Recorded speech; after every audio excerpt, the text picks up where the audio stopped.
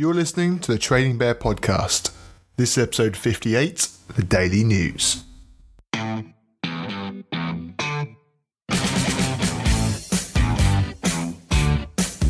Mystery player. Position. Defender. Start price. 40p. Current price. £1.13. PB. 11p. MB. 0. Dividend yield. 9.7%.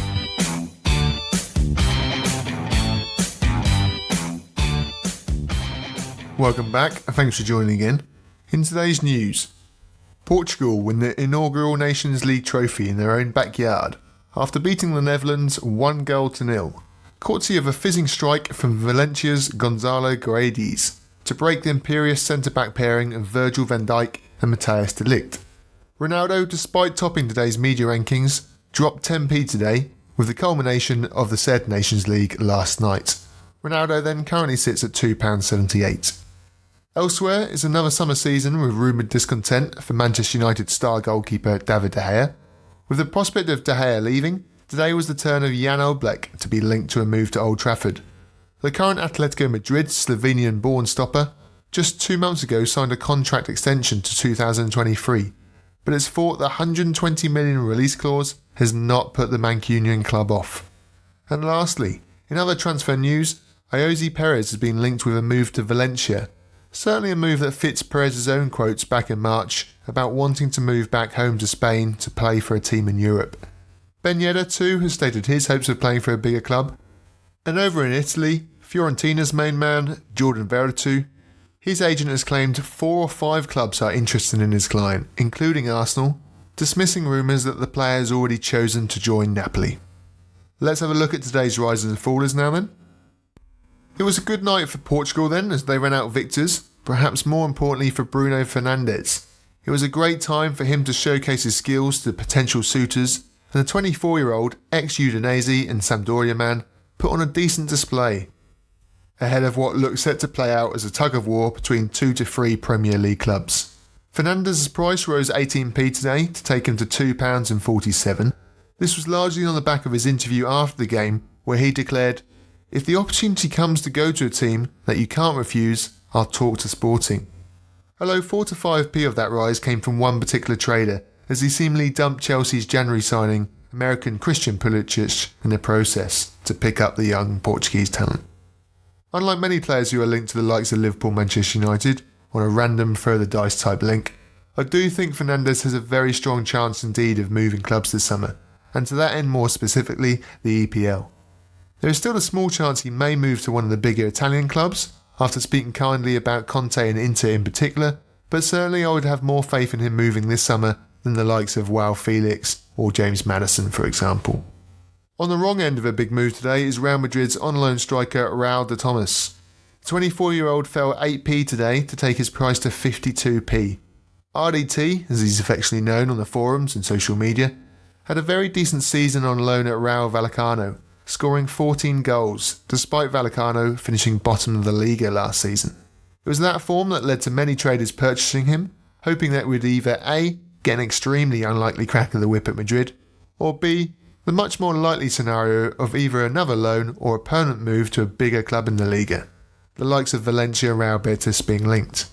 However, rumours emerged today that Benfica were extremely interested in signing the striker, and hence a move out of a PB league and the reason for the drop today. The drop may be a bit premature though, as the two clubs, Benfica and Real Madrid, remain some way apart on their respective valuations of the player, with Benfica willing to pay €20 million for a player that Madrid rate closer to the 35 million figure. More to go on this one too then. We go into this episode's prospect player now, a player who I feel could do well in the near future and attract buys. For this episode we head back into the city of Manchester, but away from the red and blacks and into the blue and whites. A long known about 18-year-old English talent with the rare English ability to be known for his technical skills rather than pure strength or athleticism. Known as Pep's boy amongst the City squad themselves, we are of course looking at Phil Foden. Foden is already ranked as the 15th highest asset on Football Index, commanding a current price of £3.17 already. So what are the prospects? Well, for starters, one of the advantages of being left out of the lacklustre senior team is to be involved in the under-21s instead. England take on France in a week's time, Tuesday the 18th of June, before facing group matches against the likes of Romania and Croatia. Should England have a good tournament, you can bet your bottom dollar that Foden will have played some part, along with fellow technical player James Maddison. Now, with the news that imperious David Silva will only have one more season at City before moving back to Spain, the season ahead looks set to be a big one for Foden. He has a game set up for PB, and with a growing media profile, could be joining the likes of Sancho with a £4 to £5 price tag early next season. Let's get into some of your questions now then. This episode's first question comes via Twitter, with Raul number 7 asking, I've been on the index now for 6 months and starting to get concerned about the daily drops on Pogba. Should I just IS and cut my losses?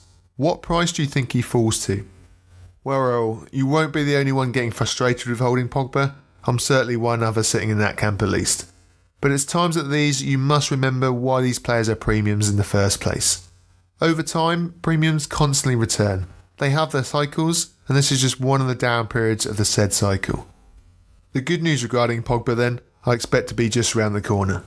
While the Nations League and Champions League finals were taking place, he was always unlikely to take home dividends, and hence when he goes a few days, some get itchy and market sell, or even worse, instant sell.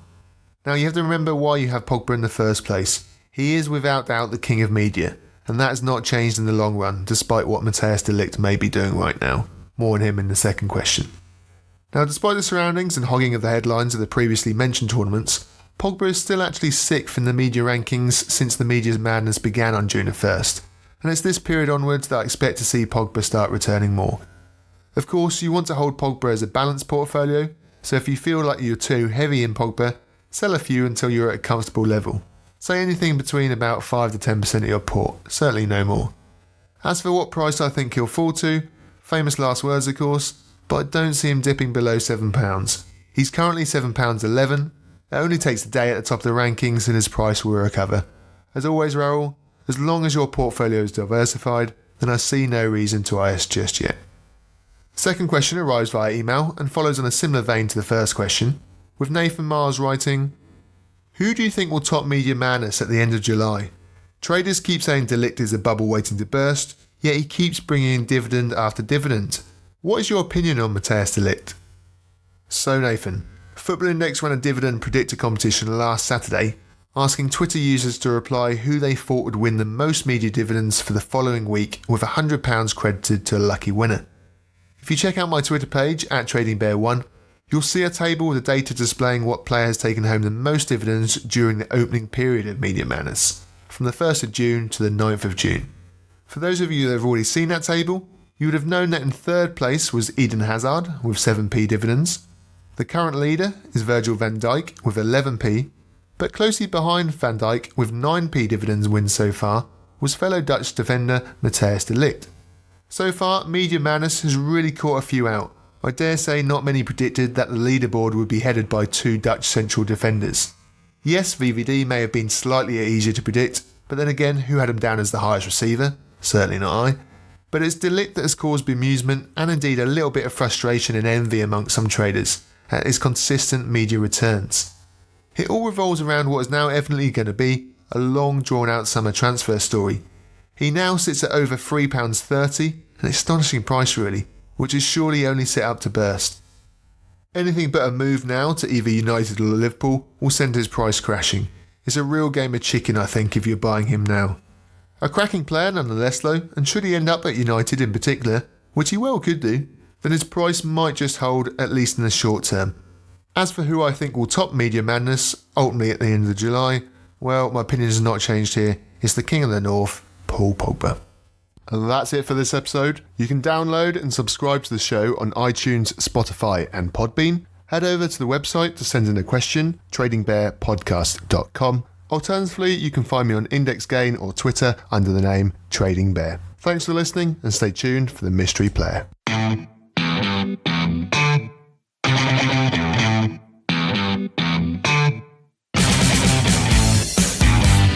Mystery player.